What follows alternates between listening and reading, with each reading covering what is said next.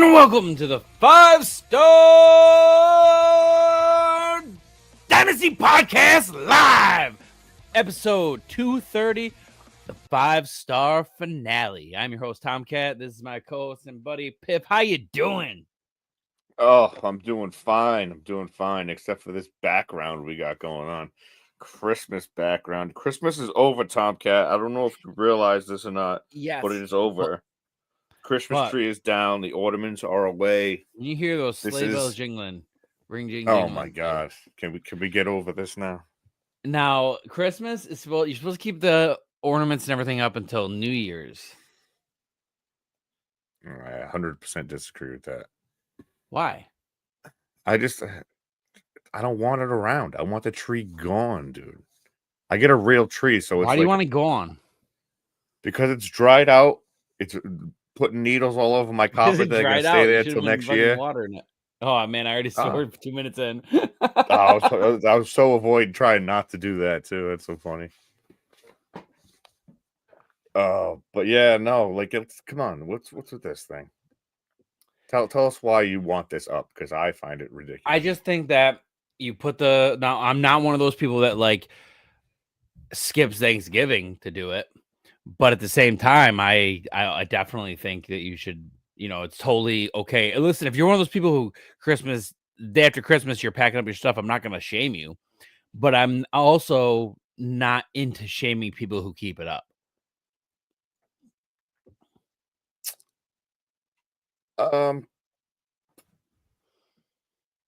Yeah, I guess, but I'm into it tonight. Tonight, I'm playing the bad guy, and we're bringing it down. Yes, we brought it down. That's what I'm talking about. Come on, let's get copyright stricken. I wish I had one of those little kazoo things. That would have been wonderful. Little party favors. Yeah. Yep. Rolling into the new year with the 5-Star Dynasty podcast.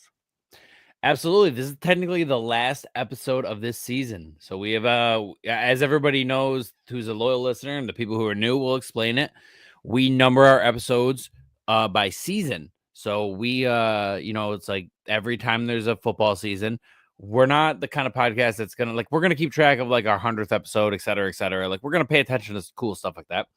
But it's not going to be labeled as such. First season, everything was 101, 102, 103, as if you're in a draft.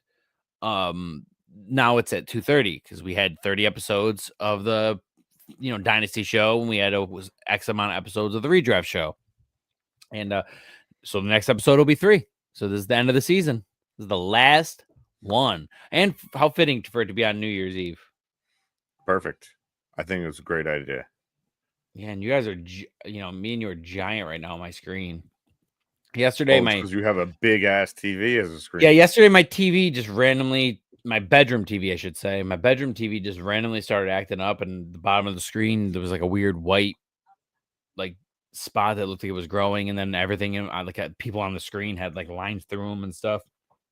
And it's one of those situations where it was bad enough to notice, but I still have the TV. Somebody's gonna be able to use that TV for anywhere from a month to 2 years. If they can get over that. I cannot look at that over and over and over again. That drives me crazy. So I went to the Walmart app at it was me. Shout out Wally World. I went to the Walmart app at 5:15 a.m. and there was one that said if you buy it on the app, it's $150 off and it'll be to you by 10 p.m. today. And it got to me by 10:30 a.m. So I was like, oh, cool. And I, got absolute score. Well, I had a 50 in my bedroom since 2013. It's a Samsung that lasted that long, and then finally, it's like I said, it's still going technically, but I'm retiring it, and I'm pretty happy to. I got a 65-inch Quantum LED. Pretty happy about that. Beautiful.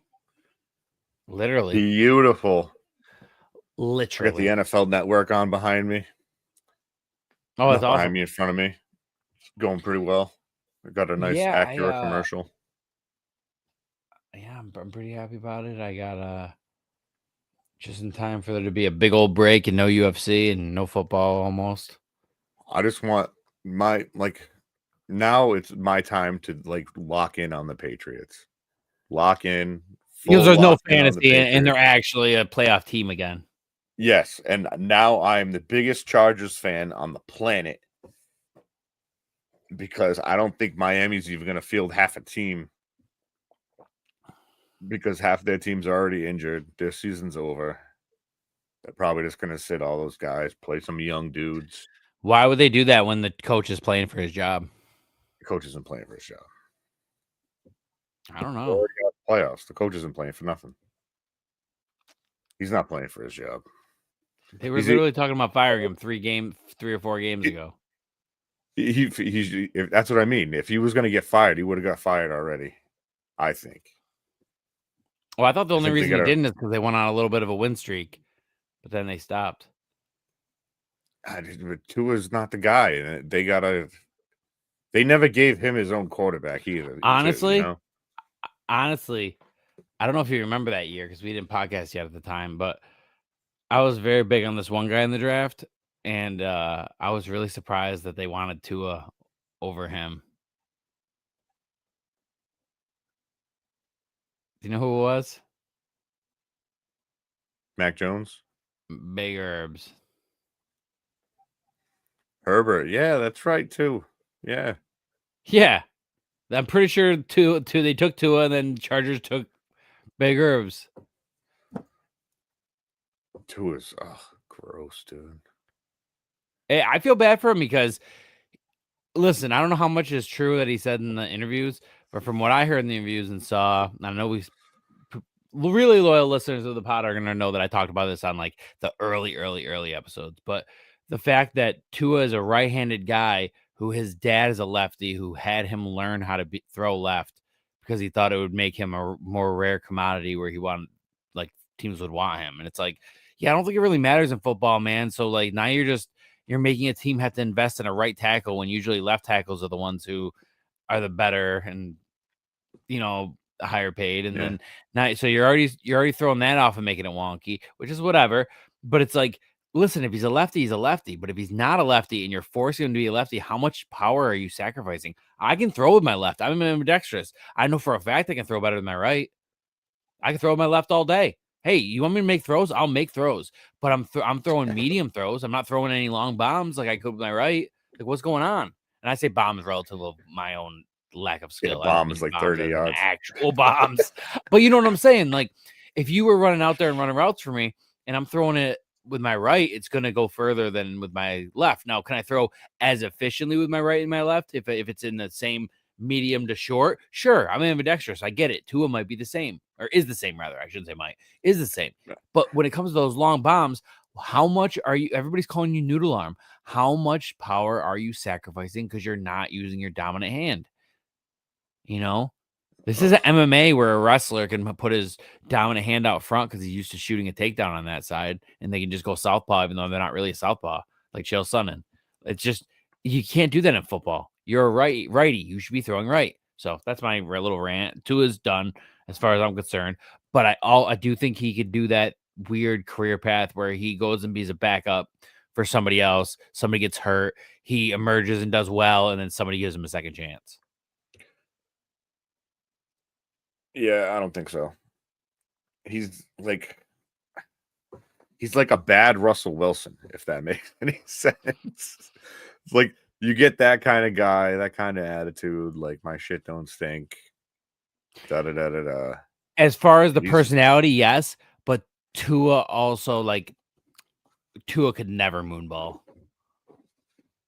Let's give Russ at least a little respect. Tua's not moonballing anything. Well, neither is Russ anymore, really. I mean, he's horrible now. And what do you think? But I'm saying if you're any point of his career, Tua's not. Have you heard anything about Stephon Diggs and choking his cook and Christian Barmore beating up his girlfriend? What are you talking about? That's what's been released over the last 24 hours about the Patriots. That's like the news right now for the Patriots. I don't know what you're talking about. Let's move on. Diggs. Let's move on. Choked his cook. Listen. So now he's like up in the air. of what's going to happen. Well, because you know what his cook said? You know what his cook said? I don't know. James but I have Diggs' back, dude. He probably didn't do anything wrong. When have you ever seen him do something wrong? I mean, well, the pink, the Diddy powder he had on the boat. Besides that. Oh, what? Like having multiple baby mamas while he's dating Cardi B? Yeah, he's like Antonio Cromartie. I think it's really funny that, like, Cardi, I never thought we would talk about Cardi B, but because of Stephon Diggs, we are. I think it's really funny that, like, first of all, I'm going to bring this back to the Bills. When he was on the Bills, there was a joke, there's a funny video online, and they ask all the Buffalo Bills, if you have one teammate, would you never let date your sister? Every single person says Stephon Diggs. Every single person, dude. And he literally was like, they said me? Everybody said me? Dude, yeah. And fast forward, she left her baby daddy and her husband because he was cheating on her for a guy who is known for dating multiple women at once. Yeah, it's just so funny. Right now. It's comical. Well, that's what I mean. Like, she was having a kid and another chick's having a kid at the same time. Dude, he was like courting her and dating her while she was pregnant with her husband's kid, and she's like, I'm leaving my dad. That's how she talks with her giant veneers, dude. I don't mind if you have veneers, but like, get the right size. Like, I've seen, dude, there's so many people who have great veneers. I have an uncle. I have people I know who have veneers and they got the right size and they fit their mouth perfectly. And then you got some of these people, and it's not just women. I almost said some of these women, but it's just, I was talking about Cardi B. But some of these people, it's like, dude, did you get it measured in your mouth what those like tooth ratio would be to your like mouth? Because they're like, when they talk, it's like Mars attacks, dude. It's like you feel like they're wearing dentures and they're going to fly out at you. I don't know. Anyways, so no, I don't know what's going to happen with him. We'll see if he plays. Did you see what happened with his brother? Yeah, he got cut and the Packers scooped him up. Yep. Their defense has been playing really bad since Michael left. I mean, they were kind of like falling off when he was playing. I wouldn't call getting hurt left, but I know what you meant. It's really bad. You said left as if he like wanted to. Well, you know what I meant. Like when he left the freaking defense because he's hurt and on IR. I know what you meant. I was saying, but for the people at home, it sounds funny. He literally was like, "What? He left? What does he mean?" So there's that. Absolutely. So let's do the playoff rundown real quick. Yeah, whatever. No details really, just numbers. Whatever, dude. All right, so I made 14 playoffs out of 22 money leagues, and after the first week, I got dropped down to 7, and after that week, I got dropped down to 3, and then I went 2-1, but I split all pots anyway. So that is respectable though. I got out of 14 money leagues. I think I have the actually hold on a second. I have the breakdown right now. Actually written down in my notes. I don't know why I'm gonna try to guess when I literally have.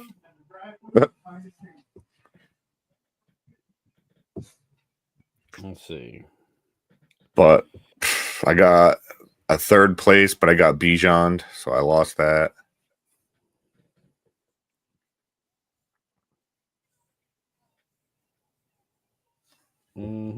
One second.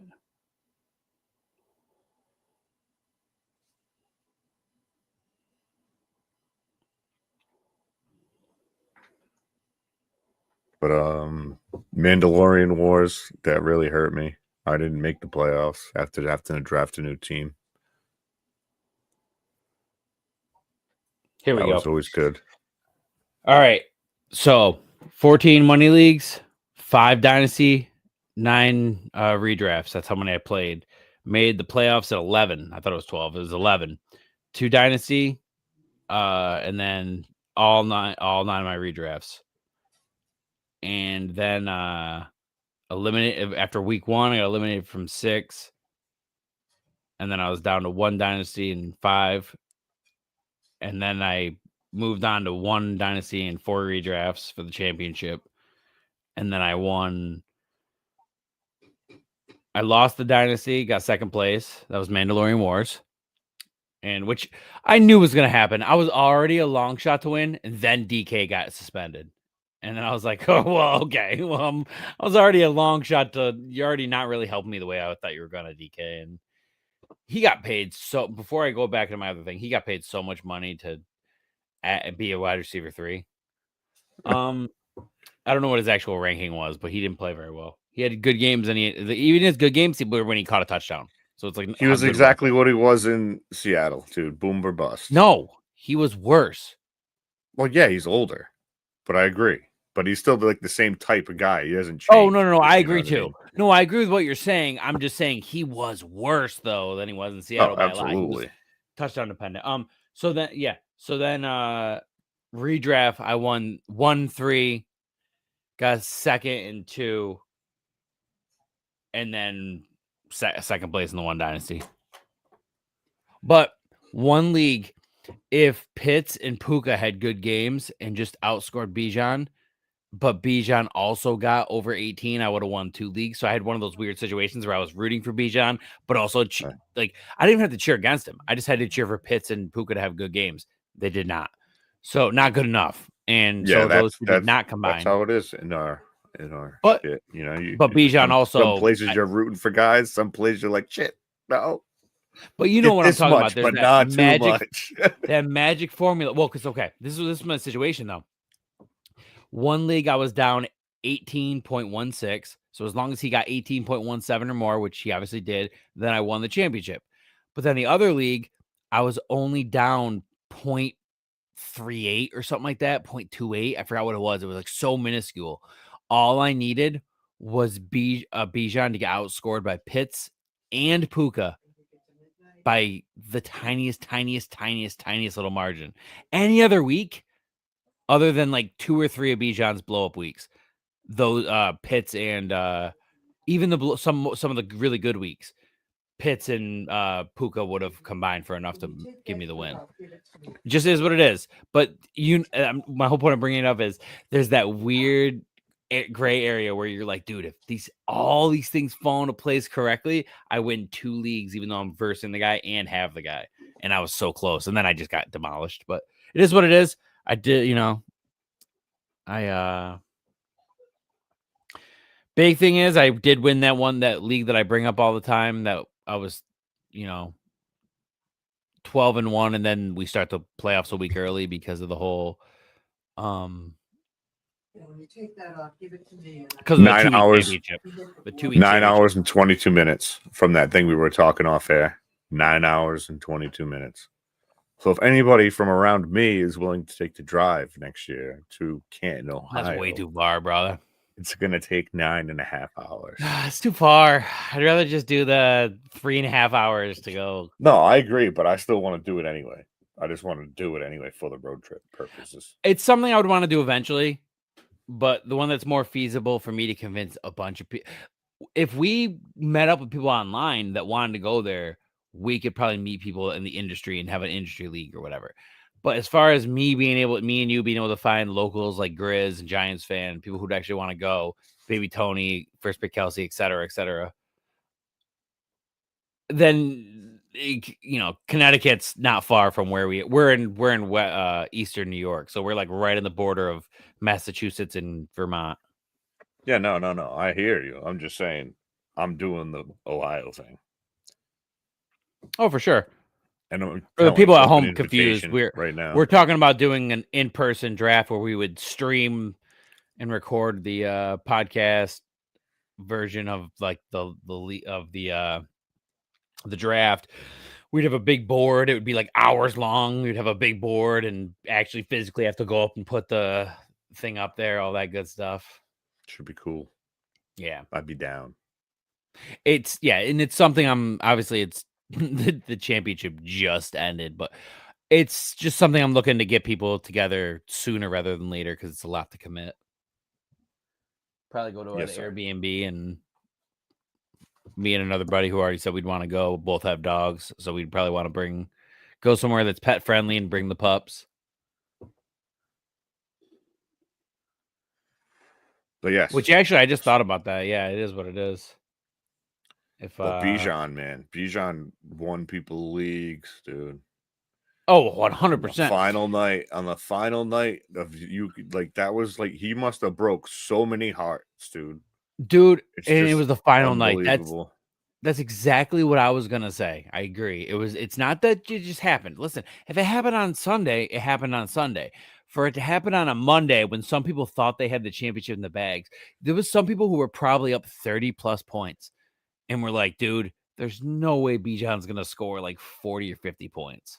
Derrick Henry, what do you have? Like 50 in some leagues, 58 in some leagues? Yeah. So there's some people who, depending on how the rest of each person's team was, there's people. I lost a league that I had Derrick Henry. I lost a championship where I had Derrick Henry because the other person just happened to have four or five guys in the 20s. So even though I had 150 guy, imagine having Derrick Henry and Bijan on your fucking team. 90, 100 points in some leagues from just them two. Yeah. Let me see what I got. Jesus. The week.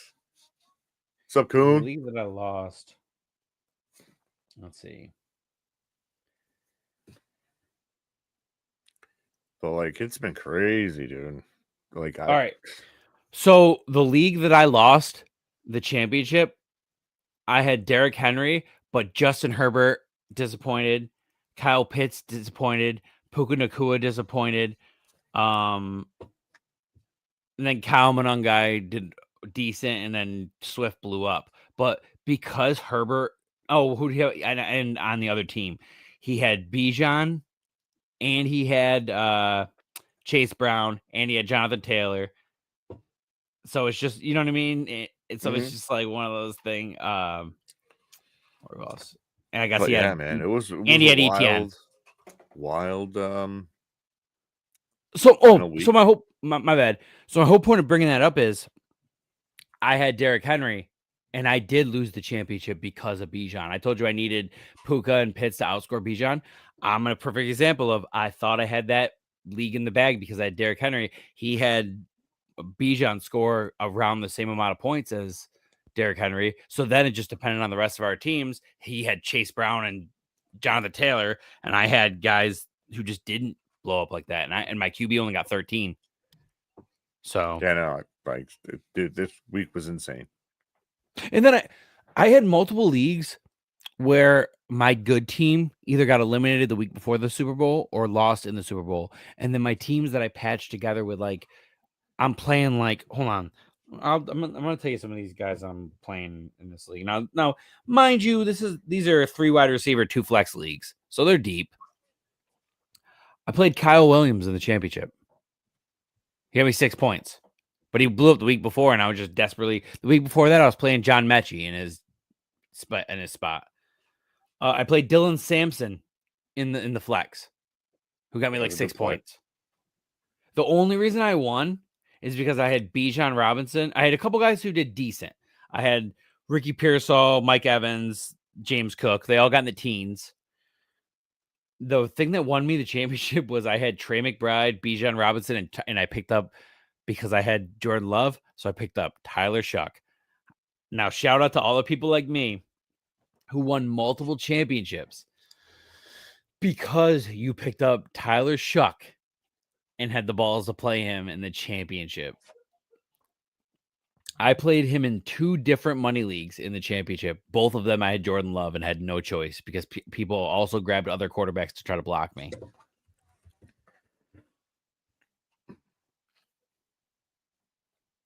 Yeah. Let us know in the chat what. Whoops. That's true. Who's in the chat? Raccoon. What up, Coon? But yeah, what else? So who were your favorite players from this year? Give me one from each position. Can we eliminate the obvious? We should do what we always do. Who you just think, not even statistically, who you feel did awesome.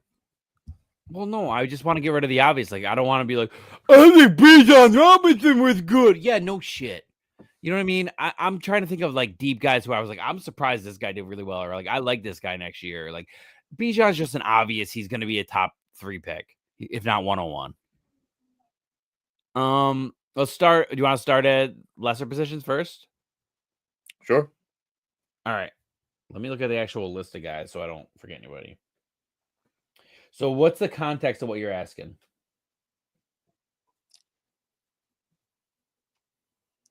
Who was your biggest surprise, we'll say, for each position? Surprise. My biggest surprise this season, in a positive way, not a negative way.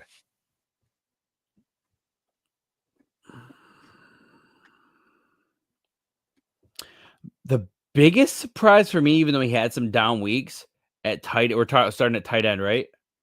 Yeah. He had down weeks at the end, but as far as like we're talking about him in a redraft and a dynasty sense, we're going to talk about both this show because this is our merger show. So as far as dynasty goes and redraft, I was very surprised with Oronde Gadsden. Now he really cooled off at the end, but he's only a rookie and he really had some blow up games. And they're not going to probably have Keenan Allen next year. So like there's a lot of hope for me that he's going to blow up and really be something. So, and he's somebody you got late. If it's a 3-round draft, you probably got him undrafted. And if it's a 5-round draft, you probably got him in the 4th or 5th round. So he's just, I don't know. I just really like that. I like that. What about you? I like that. Me, I'm going to say my surprise. I mean, people might have thought he could have done something, but I really wasn't expecting him to do much because of previous performances. But Juwan Johnson, he really did really good this year. Who was the Juwan Johnson guy, brother? You, but I'm just saying, like, that's why I didn't say him. He did. No, the reason I didn't say surprise is because I would agree with you if I was anybody else. But you know, I'm a Juwan guy. But yeah, he did really good, a lot better than I expected him to do. He was. I had him in the flex. You know what's even crazier? In the championship. I looked up Tucker Kraft's tight end ranking like a week or two ago.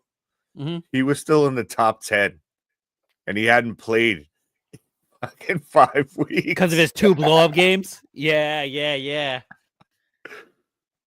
So, like, imagine if he played the whole year, how crazy his stats could have been.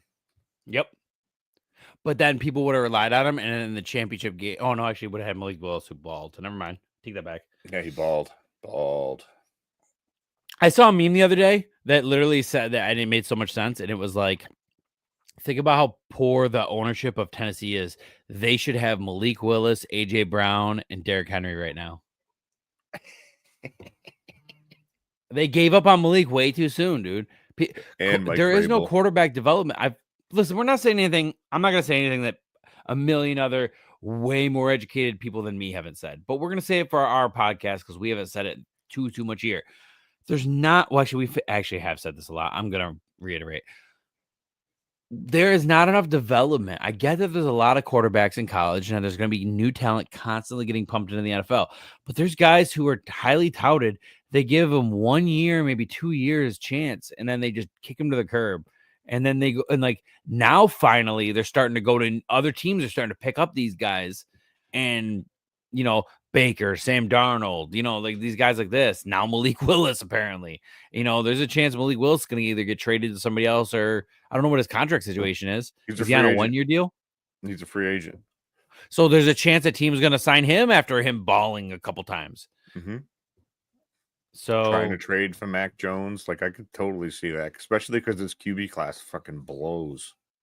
Thank you. We're on the same page. That was my next point. Is this next QB class is so bad that like there's a lot of guys who might get second looks. The new trend of the NFL really might be these Cinderella story QBs who people threw to the side too soon.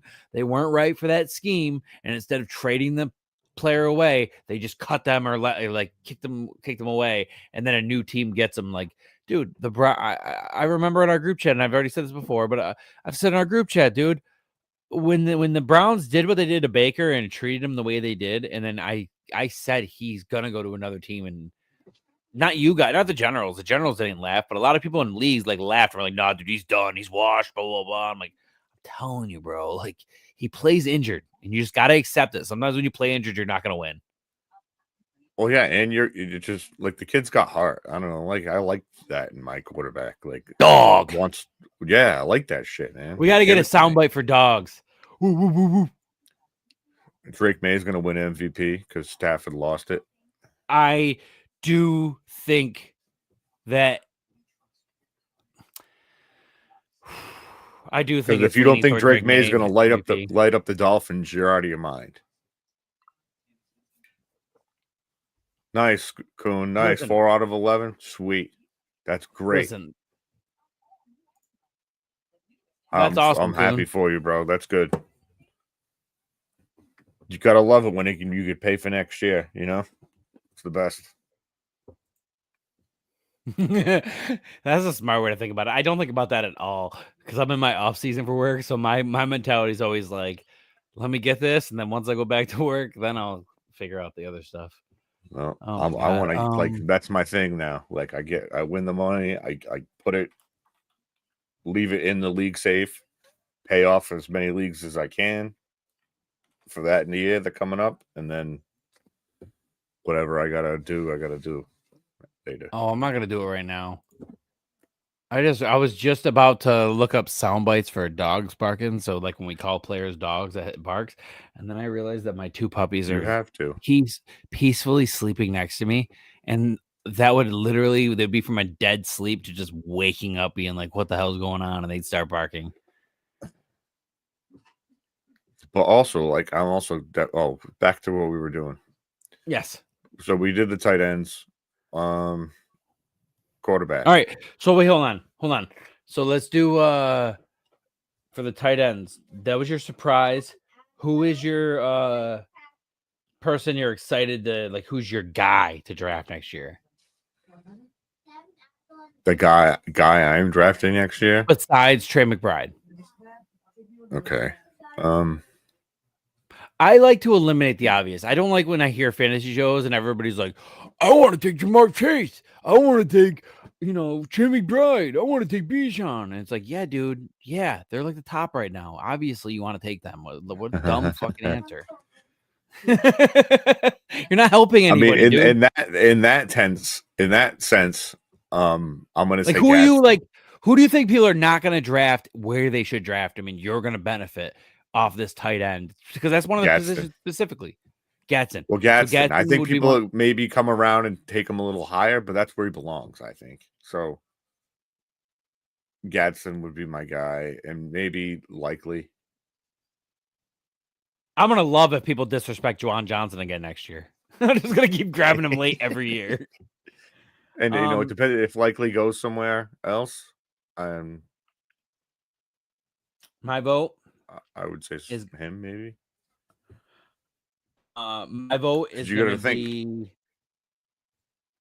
What's that? No, I don't want to say it because I don't want to say your guy. My vote is going to be somebody who also people might disrespect, and I might get to grab him, or next year I might be going like when we do the same exact thing we're doing right now, but like closer to the season or in the off season to fill up time, et cetera, et cetera. I might have to take it back and be like, oh, this guy's not in that position anymore. He's getting drafted too high. But it's going to be Fannin. It's going to be hoping that that's why I didn't want to say anything. Yes. Because obviously in the offseason, I was very high on Fannin. He was the rookie that I was talking everybody up, telling everybody in the Dynasty shows, dude, this guy's in your 3rd, 4th, 5th round. Like, people are not taking him. They think Njoku's there. They don't realize he's about to be gone. And, like, even without him gone, look what happened. Njoku got phased out. He was there. And he's just not as talented. So, yeah. Fannin is what he is. And Fannin is whether what they he get is. Shador, exactly. Whether they get a new rookie, he's going to get fed.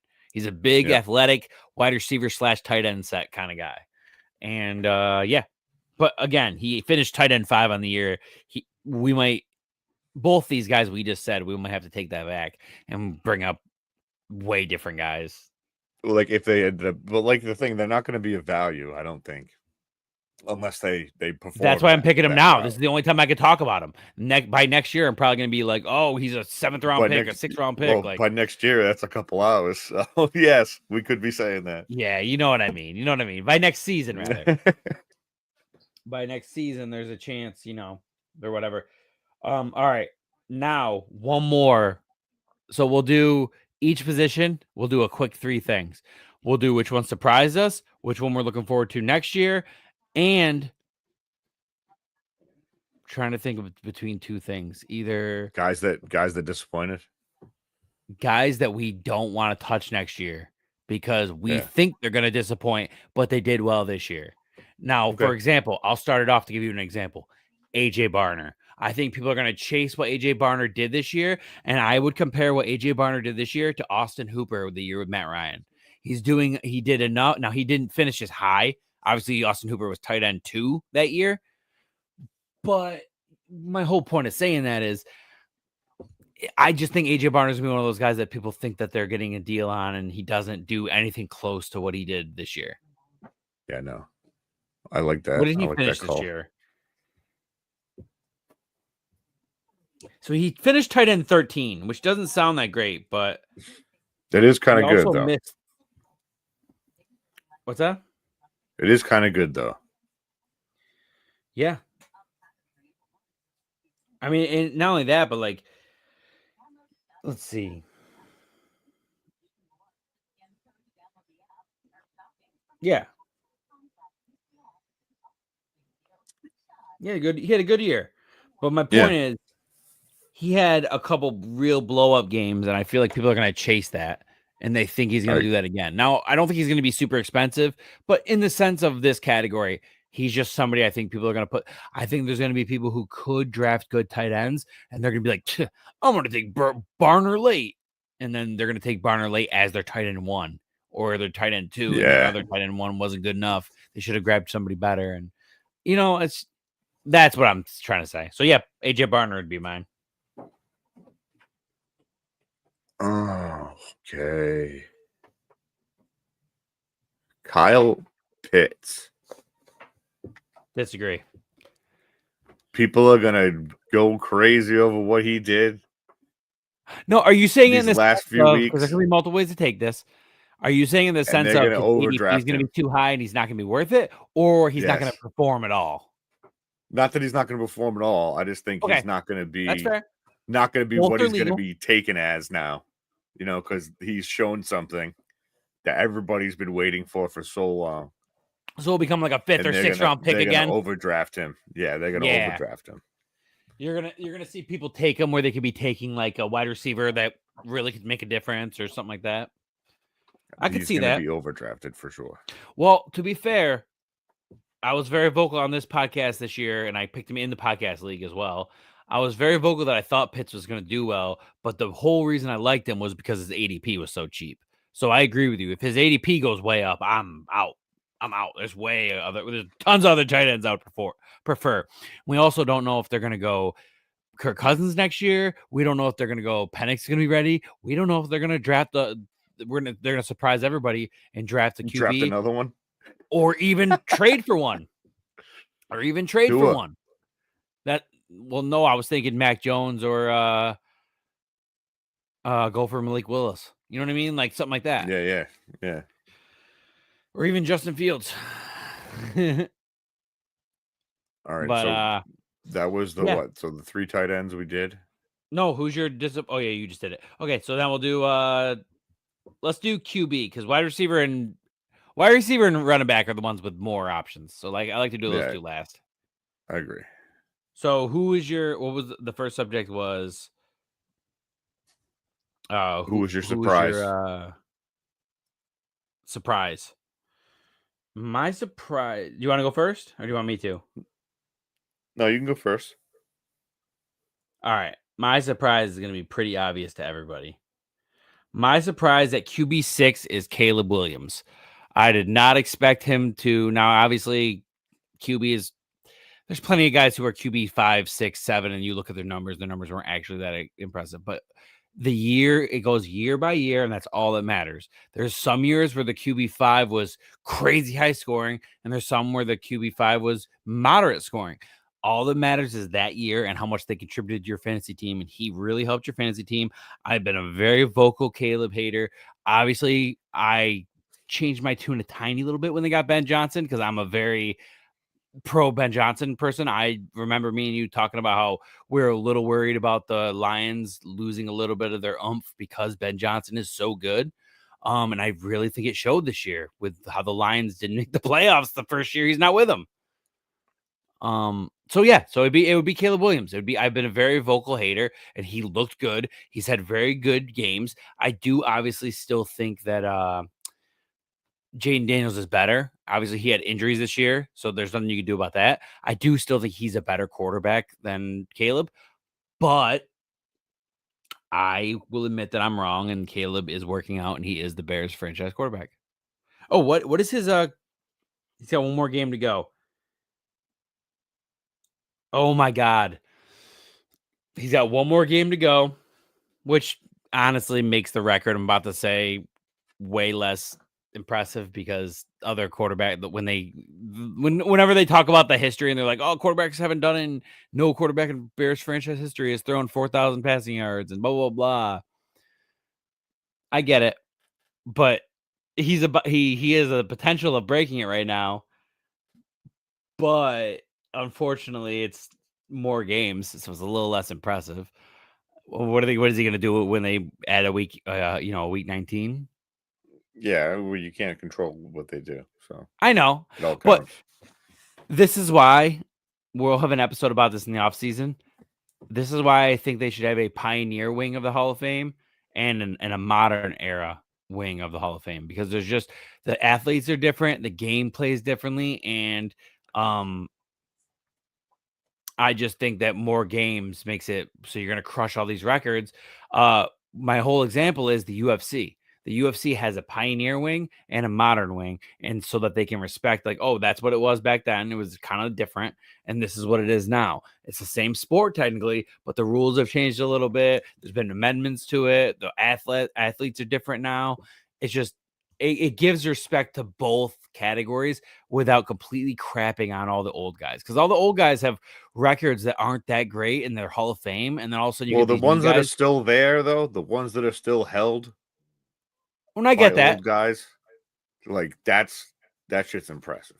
And Jerry Rice's records, he did that in like 14, 16 games. Like, yeah, and who knows how many he used Stickum, dude. That's awesome. But also, it's the 80s, man. It was wild.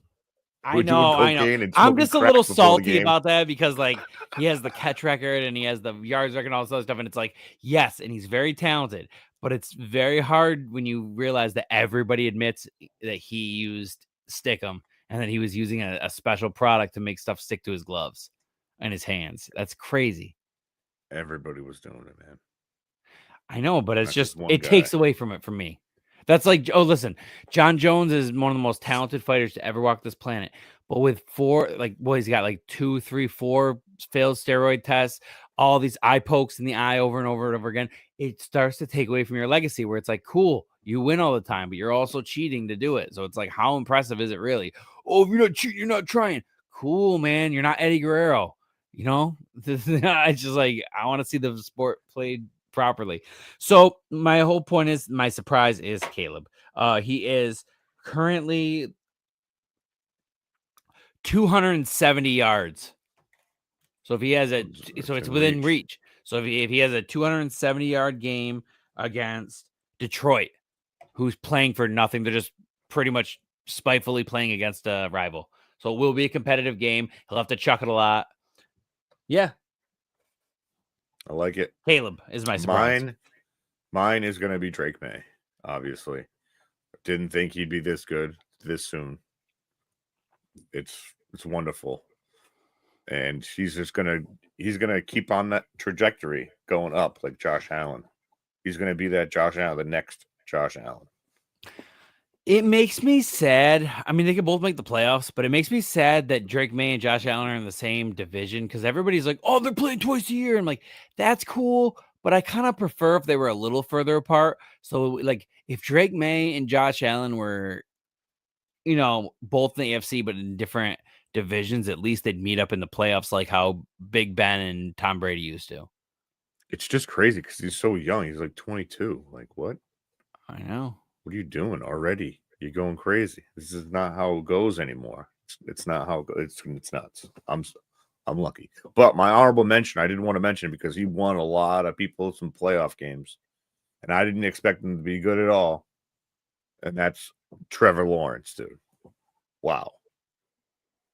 We said it was make or break for Trevor Lawrence this year, and with Liam Cohen, it's really been good. And there's something in the weeks that he did bad in fantasy, the team won. So like we can't be mad because like they handed it off to ETN or Tootin a lot, and they were getting. Listen, if you got 4 rushing touchdowns that game, even if he threw a lot of yards, he's not gonna have a lot of touchdowns. He didn't score you a lot, but yeah, that 1 5-touchdown game, and yeah, to back-to-back games. He had back-to-back weeks where there was like 40+ points. Yeah. And no, I definitely got the boot in a playoff league, awesome. in a money league because of him. Down the stretch, he was doing great too. Like if you needed to get in, he got you in. Pup, you scared the shit out of me, dude. I looked over and he just the guy's paws up in the cage. And he's just staring at me. I'm just like, whoa. What's the next one? I love you. So next criteria. Right. So surprise. Now it's who are you excited to draft next year at a value? You think that it's a league where you didn't grab one of the earlier mid QBs, you're missing on all of them, or it's one of those leagues where some idiot. Hold on, let me finish. You're in some. I gotta make fun of certain people.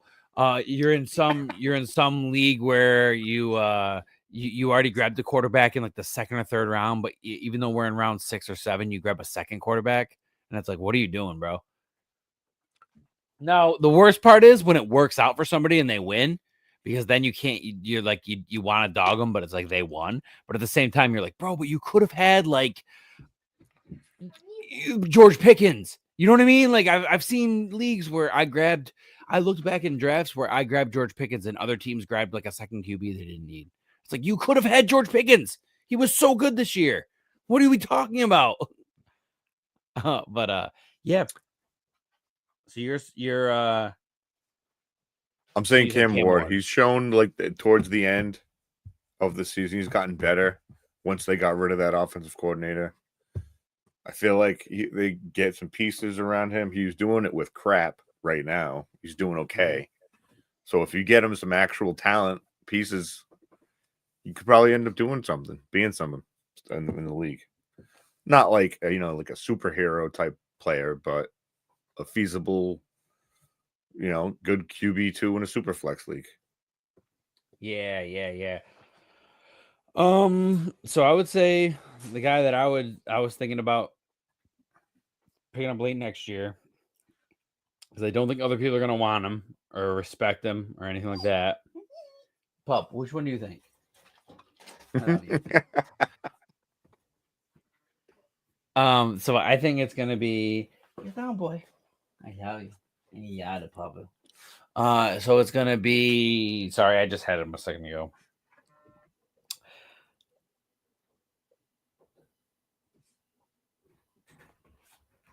All right. So as far as like being surprised by him, and I want to grab him because I think other people aren't gonna want to touch him. It's actually gonna sound funny. This only is if they don't grab another quarterback. It's Tyler Shuck. He's that guy you're gonna grab. If he doesn't work out, you're like, all right, didn't work out. I'm a streamer this season. Or he's the guy you grab if I grab Lamar, if I grab Jaden Daniels, those running quarterbacks who seem to get hurt or in Lamar's case get sick once a year, I feel like I have to grab a second quarterback. Whereas if I'm grabbing somebody like Dak, I'm not, obviously Dak had a season-ending injury, but that's not the same. But if I'm grabbing Dak, Drake May, I'm grabbing, any of these guys where I'm like, that's my starter. That's who I'm using.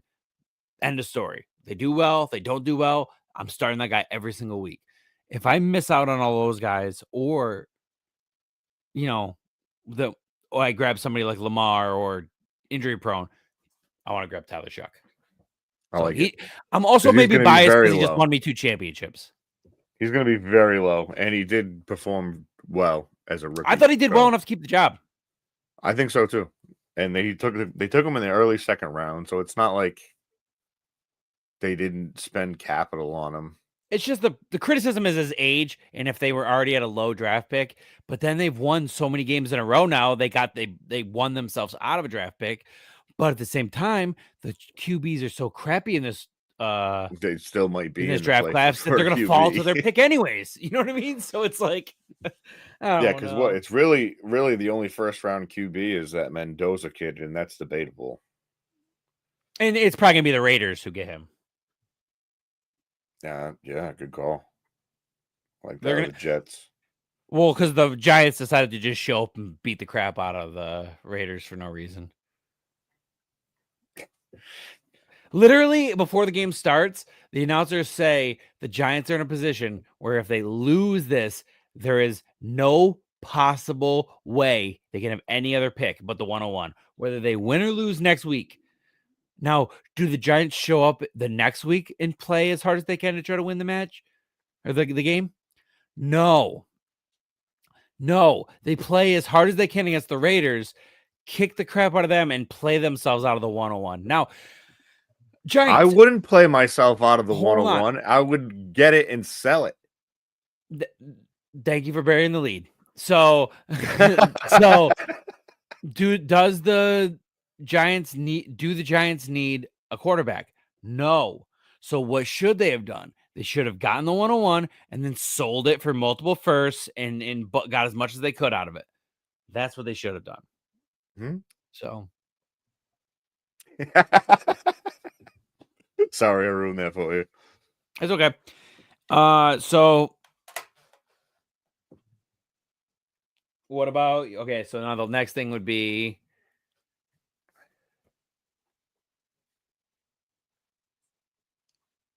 who are you staying away from? Okay, I am staying away from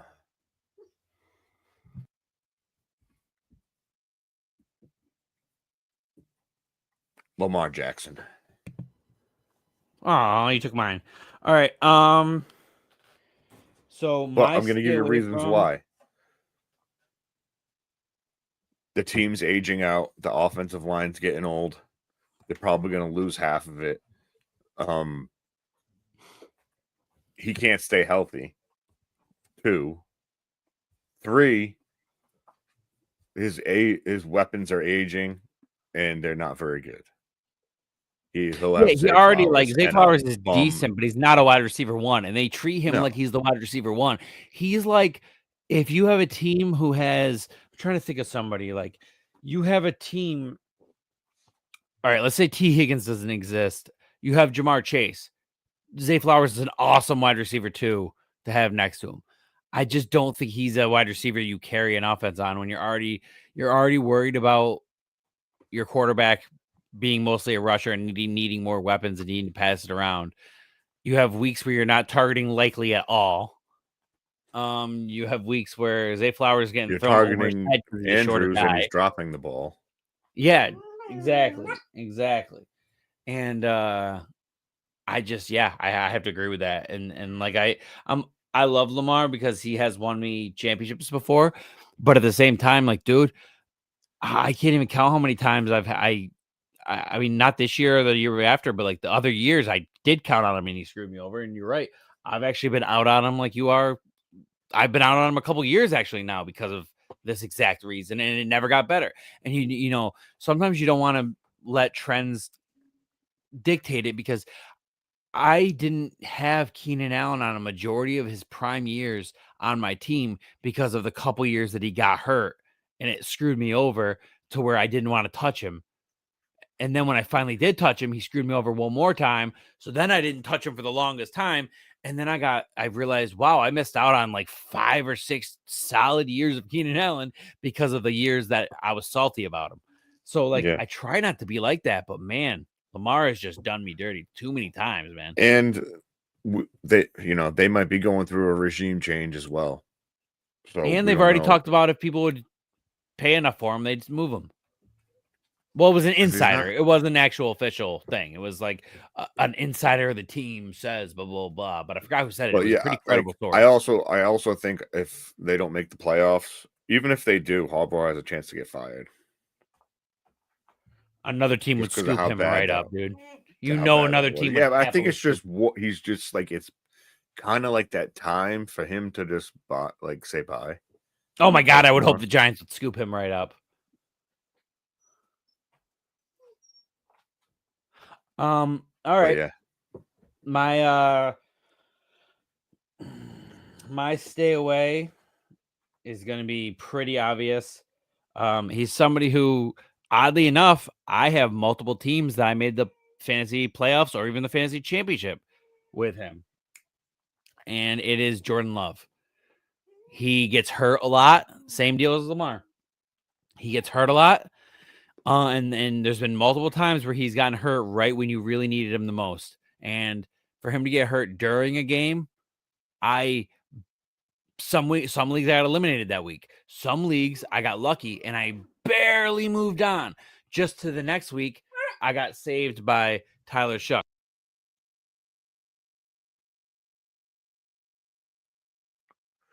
Sorry, I had to give my puppy attention and tell him to stop. And it's one of those things where I got bailed out by Tyler Shuck, and again, I don't want that to happen again. So same exact oh my God, puppy. So same exact reason that you said about Lamar Jackson is exactly how I feel about Jordan Love. He can't stay healthy. There's so many, and not only that, but I'm done with the anxiety of even the games he plays, he's questionable and you don't know if he's going to play or not. And that is a whole nother stress on itself. He's playing injured. Am I going to get full points? Should I have played somebody else? Should I have drafted somebody else? It's a whole song and dance. So. All right, so we'll go to running backs. All right. Who surprised you? That's a good one. I'll go first because you're going to steal mine. Okay.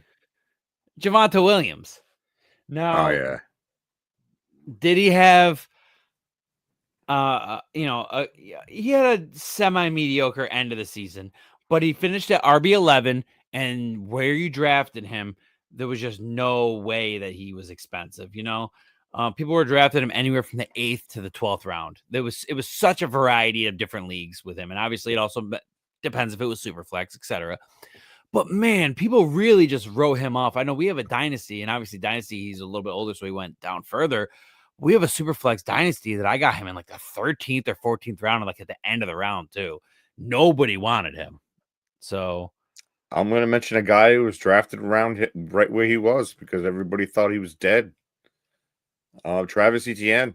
He was my other. Yeah, I agree. We're one and the same with both these guys. Yep. They left him for dead, and he just put up another top 10 running back season. Yep. He wasn't going to play. He was going to be Tootin's bitch. He was going to be Tank Bigsby's bitch. Tank Bigsby gets traded away for peanuts. Yeah. And that's not what happened. Etienne, contract year, I believe. So he put up instead, he put his money where his mouth was. He was the RB10 and Williams was the RB11. Both of them finished as RB1s. RB1 through 12 is RB1. Yep. So, all right. So yeah, Etienne's my guy for that, for sure. Yeah, it's really funny because I picked Williams, but had you gone first and picked Williams, I would have picked Etienne. So that's great. We both agree on the same too. All right. So which guy are you excited to draft late? Hoping that he's going to do what those two did. If this is like now, if we drafted today, he would be drafted late. I'm going to say Kyle Monungai. Yeah.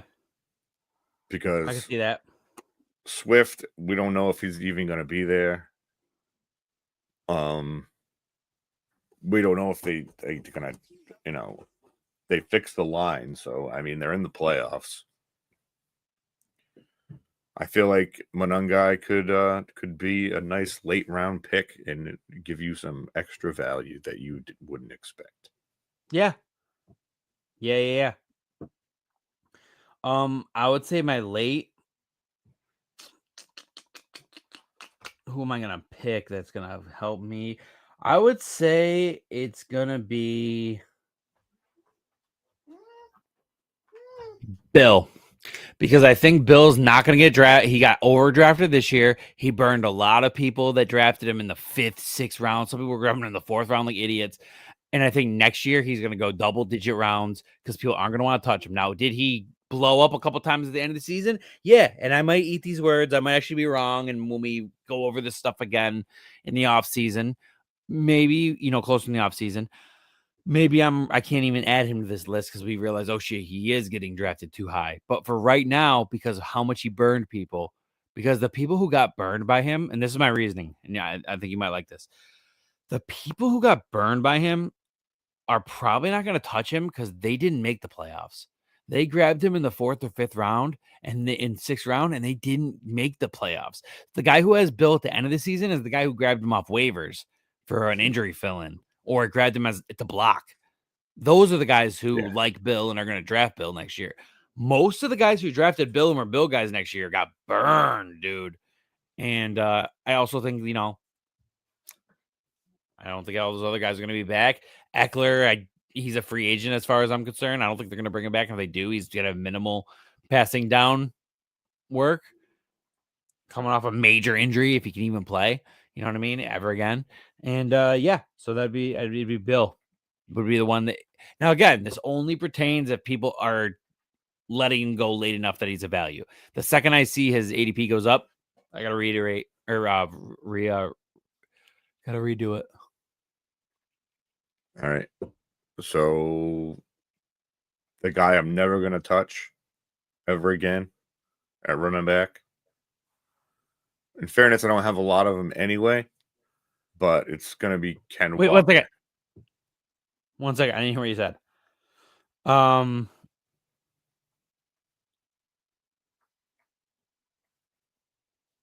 right. I was gonna try to guess, but I don't want to. You're good. Just now, I don't want to guess, and then you accidentally take my guy.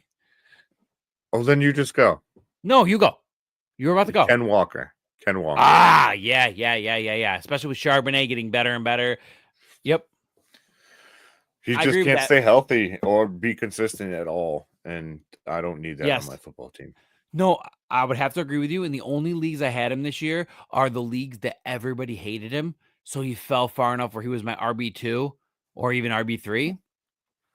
But if he was my RB1, no way, dude. I'm not confident in that team at all. I have to agree. Yeah, I agree with that. And he's going to go too high. Like, he's going to go later than he's ever gone. He's still going to go too high for what he's going to produce for your team. And Charbonnet's just getting better and better. And you know what it is? To caveat to what you said, the fact that the year started with Walker being hurt and Charbonnet being in camp every day, getting with the new coaching staff, the new coaches, constantly improving, constantly showing them stuff, constantly having a good attitude, even though he was the backup. They were like, no, this is a 50-50 split now. This guy's awesome. We love this guy. So, yeah, I have to agree. Ken Walker's my guy. The guy that I'm not touching. And that I didn't touch this year, but I'm not touching next year so that you guys chill out. You guys made his ADP in the 2nd round. You guys grabbed him despite him being injured anyways in the offseason when he was being drafted. And even without the injury, way too high drafted. You're drafting him as your RB1. He's a smaller guy. You want him to have a huge workload. He's going to get hurt. Do you know who? There's 2 guys it could be. Do you know which one I'm guessing? Small running back. Because he had good year. It is not Achane. Achane is okay in my books. It is Bucky Irving. He was drafted in the mid-2nd round and ruined people's fantasy year. I had 0 shares of him. My only shares of him are where I grabbed him in Dynasty, like in rookie drafts, the year he was a rookie. And, dude. Getting a pretty good price on him then, too. I think he just tanked people's teams. Now, don't get me wrong. There's people who win championships, go to in the redraft league. I lost Malik Neighbors, my number 1 pick, and I lost James Conner, my end of the 3rd round pick. Is what it is. It sucks. Or the beginning of 3rd round, rather. It sucks. No, it was the end of the 3rd round. I was right the first time. So it sucks, but you can make I made the semifinals. It is what it is, but it's not ideal. And there's people who probably had their whole fantasy season ruined or at least stressful, and they're playing waivers because they picked Bucky Irving and he never even played until the end and he barely did anything. So will not be touching Bucky Irving ever again. Not that I did, but he's still my vote. Cool. All right, now the money makers, the wide receivers. Yep. Puppy, we're almost done. I'm gonna go. Actually, you go. You go first this time. Sorry, this cute little bastard right here. This little CLB right here. We love you. Okay, so wide receiver. Who surprised me this year? So, well, the guy that might have surprised you didn't surprise me because I was very pro him all off season. All right, so let's see. You think I'm gonna go Homer? No, I'm not. No. Okay. No. The guy who surprised me the most this year. Let's see. We're going in a positive way. It would be, and I did grab him in a lot of leagues. It'd be Chris Olave. I took a chance on him. I'd been burned multiple times by him, and the only reason that I gave him one more chance was because he was going so late. I was getting him in like the 8th round, 9th round because nobody wanted to touch him. And he not only performed well, but in the fantasy championship in the semifinals, he scored not only double digits, but like 20 to 30, depending on your scoring type. So it's like, yeah, Chris Olave was my big surprise. And can I say he was my big surprise, but I did everybody saw that I was grabbing him in leagues. So it's not like a surprise to like our listeners who saw me grabbing him everywhere. But as far as I didn't expect him to do what he did. He actually finished wide receiver 6 on the year. Now, of course, he did have 2 big blow up games at the end, but yeah, okay. I'm going to be mad at a guy for blowing up in the fantasy championship and the fantasy playoffs. No, I'm going to be happy he did that. That's exactly what I want him to. So, yeah. I'm going to go JSN. I really didn't think he'd be like a top two wide receiver. Didn't see it. Didn't see it at all. Not even close. Not even with. He's somebody I have a lot of because I did believe. Yeah. No, I had no clue that shit was going to go down. I did not think he was going to be the wide receiver 2.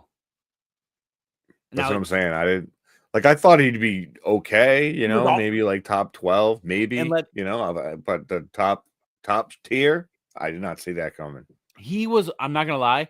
Do you know before the first half of the game when Puka had single digit points and had nothing, he was actually still wide receiver 1 in the year. The only Puka is half of getting a bunch of catches is the only reason. I don't know about regular scoring, but in TCR scoring, Puka had 383.8 and Jackson. Oh, actually, you know what? I do have a league that's regular PPR. I'm going to check that out right now. See which one is actually the wide receiver 1.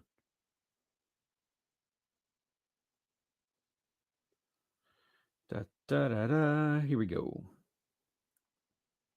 Yeah, it's Puka still. Oh, wow, but the points are way closer when it's not TCR. So Puka scored 349 and JSN scored 345.5. So literally 4.5 points. So that little bit at the end of the game took away JSN's wide receiver 1 season. But they still did both. They both did great. The next person after them is Amon-Ra with 299. So they're both 40 points ahead of him. So yeah, and I mean, that's a great pick. I was surprised with him. that he did this well. I did expect him to do well. I didn't expect him to do this well. My Like I said, my range for him was probably like 12 to 18. Stop it. Silly puppy, I love you. And he finished 2. So yeah, that was my big surprise. So person I was all right, so we did surprise. 1 second.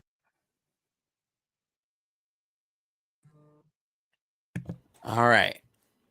I know. You're cute as hell. I know. Sorry, he's getting testy. He wants attention, but we're almost done. This is the one. So the person I'm staying away from is. Oh no, we're not doing stay away from. Which one is it? The looking forward to next year. Looking forward to late.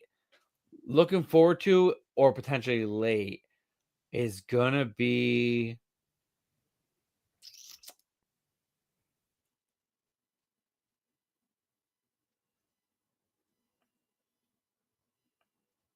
Okay, so for me, a wide receiver that I'm going to be going late on, I have an honorable mention, but the one that I will religiously be going after later than he'll probably should go.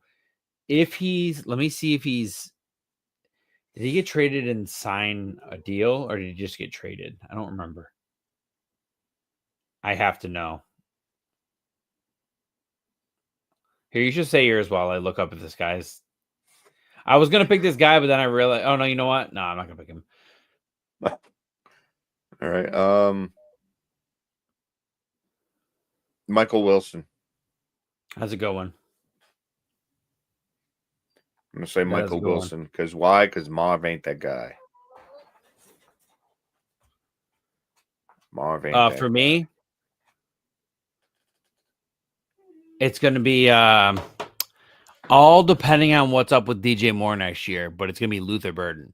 I think he's going to go late enough that either DJ Moore lightly gets schemed out or he just gets traded or whatever happens.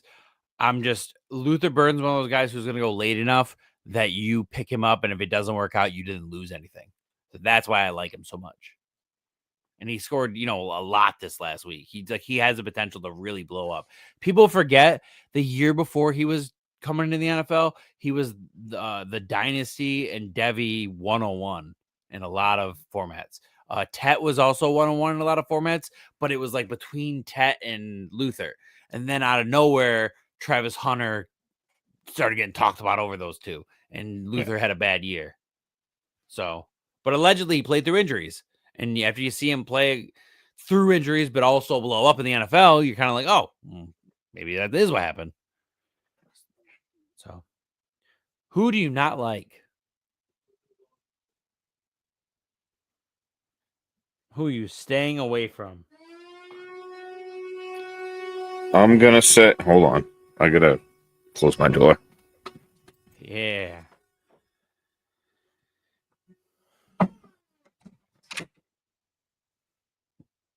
So, all right, I'm going to go with.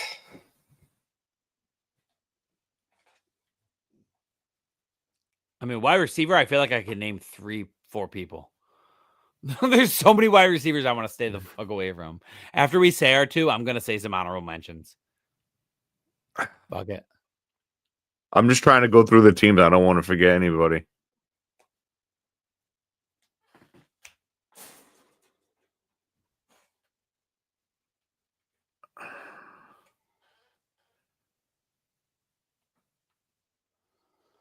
Marvin Harrison. He was one of mine. No, he was. He wasn't the one I was going to pick. If you didn't say him, he was getting honorable mentioned. 100%. Yeah. Marvin Harrison. And then my honorable mention will be. Wait. Don't honorable mention before I say my person. Okay, say your person. I didn't even say my person yet. All right. My stay away from. Hold on a second. I'm between 2 guys. I just don't know.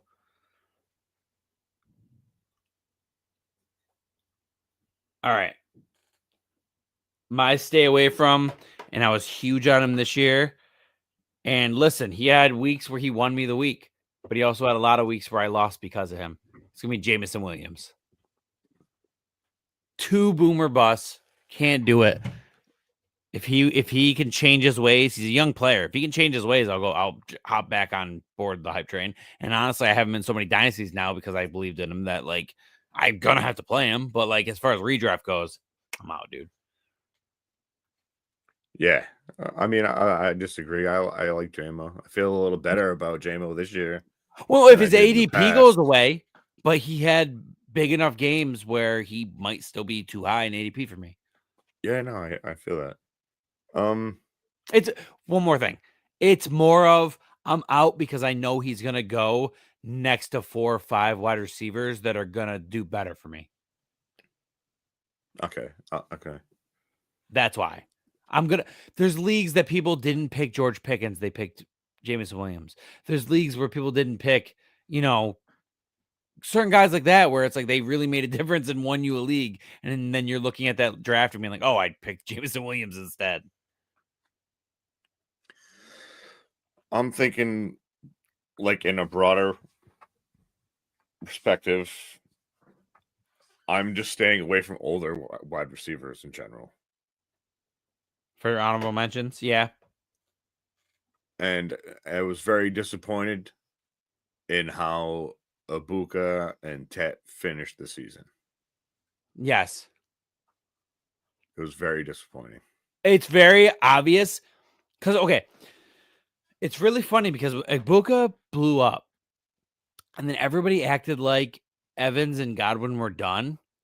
But the truth is, as good as Ibuka is, those two are still more experienced and they're still friends in real life with Baker Mayfield. And no matter what we think about fantasy, no matter how much we love Ibuka, no matter how much of, he's a rookie, he's fresh, new hotness, when push came to shove, when they were all in the field, he looked at him last. And that's all that actually mattered. Don't forget about Jalen McMillan. What do you get, like 20 points last week?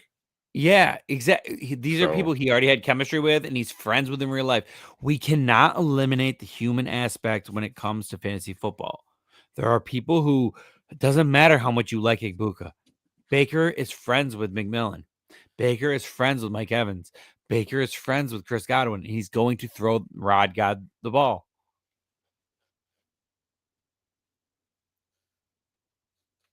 For people who don't know Rod God, Chris Godwin's real name isn't Chris. It's his middle name. His real name is Roderick or Rod or something like that. So I always called him Rod God. But yeah. I also so these are some names I want to mention to stay away from. Do I love Devontae Adams? Yes. Did I actually win the league that I had Devontae Adams in, despite him being out? Yes. But I'm still not probably going to touch him again after him getting hurt at the end of the season, right when I needed him most. It just shows that he's older and that like he perform well? Yes. Does he hawk touchdowns? Yes. But what good is that if right at the end of the season when I need him the most, his endurance is going to give out and he's going to get hurt? And Dude, then I traded a first for him. Yeah. I traded a 27 first for him, and then he got Which hurt. If he kept playing the year if he never got hurt and he kept playing the way he was more than worth that first. But well, no, but that's what I'm saying. Like, I bought him. Yes, you bought him to win a championship. Yeah. Yeah. And did you win? But I bought him like the week before he got hurt. So it was like a complete waste of a first. No, I didn't win. Exactly. So it sucks. It's like, fuck. So him, I don't want to touch him. I'm not going to touch Wandale because people are going to touch him because he had a 1,000-yard season and he did well. Yeah, but Malik Neighbors is going to come back. They'll probably add another one. They'll probably add another one because there's a good chance they have an early pick and they're probably going to trade back and still be in range to grab one of the top 2 or 3 wide receivers. Yep. I'm going to stay away from Waddle. Screwed me over too many times. Good. Done. I'm going to stay away from average. All Eagles wide receivers. Good. I'm good, dude. I'm good. Yeah. Till they change that offense, definitely. DK Metcalf. Good, dude. Good. I'm happy for you. You got paid a lot of money. You got paid a lot of money to be the wide receiver 23. You barely. No, I won't say barely made it because he actually made it without playing a full week. But he's a wide receiver 2. He's a fringe wide receiver 2, almost a wide receiver 3. Now, obviously, he would have been a little higher. He would have been like wide receiver 21 or 22 if he played, but not much better. So, Jefferson, if you are not getting if you don't have a better quarterback next year and it's not JJ McCarthy, I'm good. I already didn't grab you this year. The only reason I'm even mentioning and I'm hurt is because I have him in so many dynasties from already believing him previous years. But in fairness, he was kind of more attainable than in past years this year. Like he was getting taken like around the turn instead of like, yes, 5. but it's true, but it's still an early pick that he screwed you over. I can't quit him yet. I feel like him and JJ can work something out in the offseason, work on chemistry. Maybe, but I want to break down a reality. He finished wide receiver 26, which is a wide receiver 3. He finished behind DK Metcalf, who did not play last week. Now, can I ask you a question? How disappointed are you in DK Metcalf? Not much, because it's kind of what I expected. So, are you going to draft DK Metcalf next year? Depends where. I'm not going to draft him high. That's for sure. We don't even know who the quarterback's going to be. If DK Metcalf went in the end of the first round, would you draft him? I think DK Metcalf is a bad. If DK Metcalf, no, they scored about the same points. So do you want to draft DK Metcalf at the end of the first or the beginning of the second? Neither. Then don't waste your pick on Justin Jefferson next year unless he gets a better quarterback. If other people want to experiment, they want to check it out, be my guest. I'll see you in 2027. We'll pick JJ then. Or the other JJ, Justin Jefferson. I'm just saying, like, I'm good, dude. I'm good next year. Whatever happens, happens. I have him in a ton of dynasties, so I'm going to play him no matter what. I'm not ruining my redraft leagues by giving him another chance. Yeah, I hear that. My whole argument is, and I'll rant on this. He's too good. I can't do it yet. DK Metcalf didn't play a full game and still scored higher than him. I can live with that. No. Hold on. Yeah.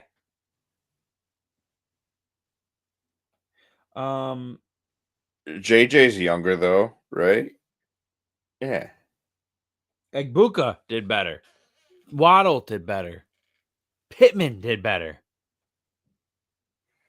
Yeah, I'm counting this as like a down year. I'm not.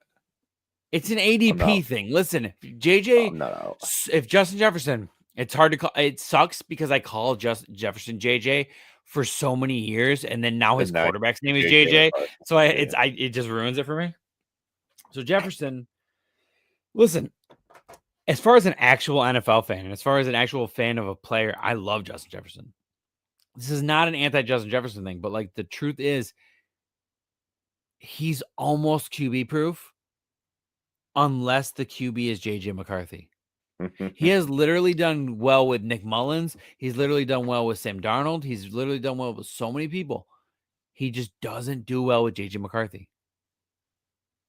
So, yes, is there a chance that he could tune it up in the offseason and they can figure it out? Totally, man. But what if they get not going to figure it out on my team? What if they bring in a Mac Jones, a Malik Willis? How would you feel then? Malik Willis, I'm not in yet. Mac Jones, I'm in. Listen, Mac Jones was the difference between me being in on Brian Thomas, or out on Brian Thomas.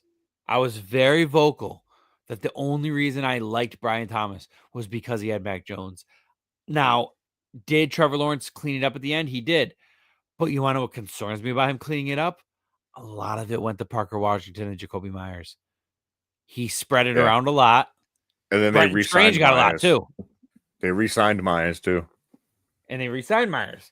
So Myers was almost my pickup, by the way, when I said picking up somebody late. But they like so many guys there, Parker Washington, all those guys. There's just too much going on. So Yes. To answer your question, if they got Mac Jones, I'm totally in on Justin Jefferson. It's a JJ McCarthy thing. It has nothing to do. He got drafted off of winning a national championship on a run first team. It makes no sense that they drafted him where they drafted him, in my opinion. Let's not pretend like he wasn't good for a whole season. What do you mean? Last season, Thomas was awesome. He had a bad year this year. What about JJ McCarthy? I know, but you just said something about freaking the whatchamacallit? Brian Thomas. Brian Thomas. What about it? I thought you were talking about Brian Thomas when you said he was drafted too high. No, JJ McCarthy. I said when I was talking about Brian Thomas was only when I was talking about Mac Jones. I said I simply was just saying I'm so pro Mac Jones that when Mac Jones had Brian Thomas, I liked him more. When you took away Mac Jones and it was Trevor Lawrence, I'm concerned about Trevor Lawrence spreading it around so much.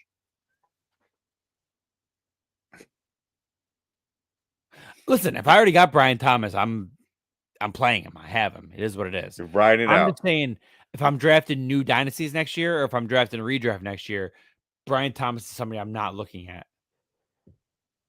Fair enough. He's going to go too early still. You think so? Yeah. I do think so. So Mac Jones played, let's see.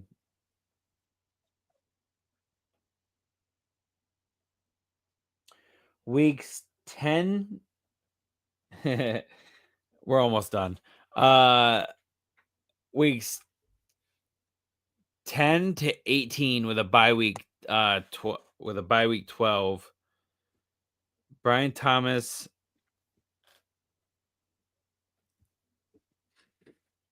let's see when his big weeks were. He was wide receiver 44 this year.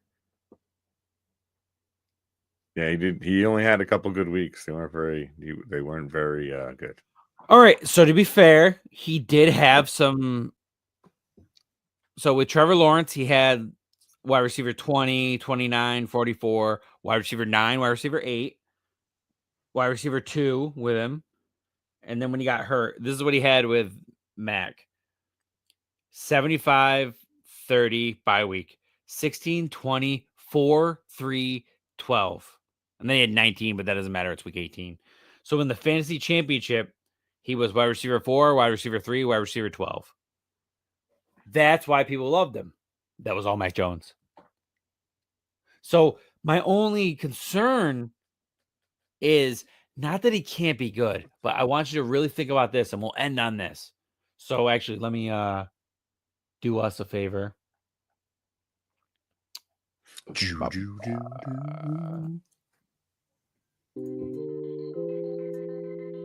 We'll get this going as I wrap it up. I just want to make it clear that I don't hate Brian Thomas. I just simply want people to be aware of this stat.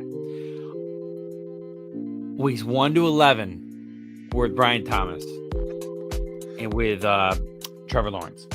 Wide receiver 20, wide receiver 29, wide receiver 44, 9, 8, 62, 2, 27, 59, 75, 30.